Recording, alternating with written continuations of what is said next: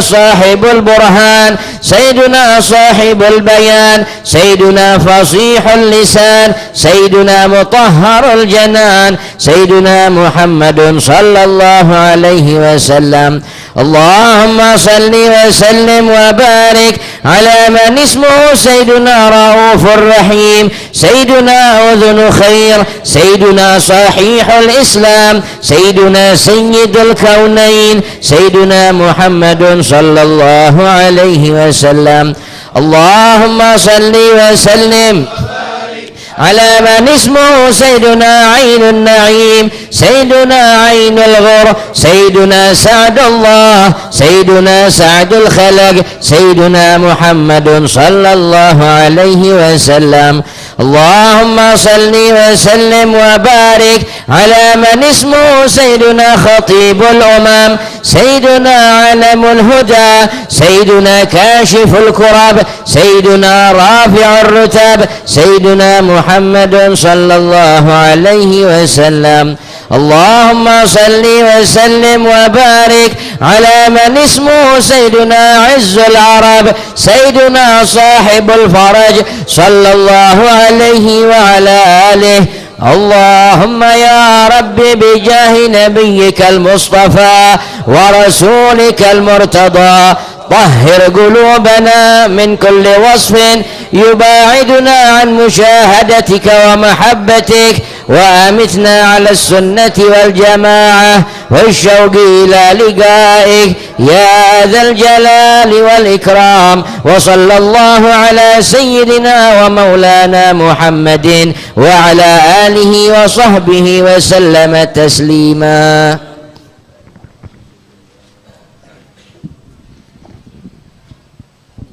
إن الله وملائكته يصلون على النبي يا أيها الذين آمنوا صلوا عليه وسلموا تسليما. اللهم صل أفضل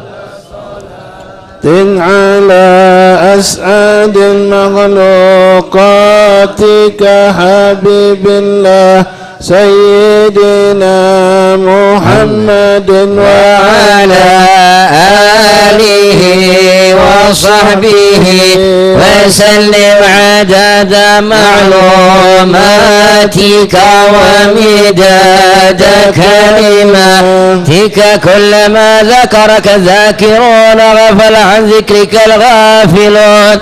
اللهم صل أفضل صلاة على أسعد مخلوقاتك حبيب الله سيدنا محمد وعلى آله وصحبه وسلم عدد معلوماتك ومداد كلماتك. كلما ذكرك الذاكرون غفل عن ذكرك الغافلون.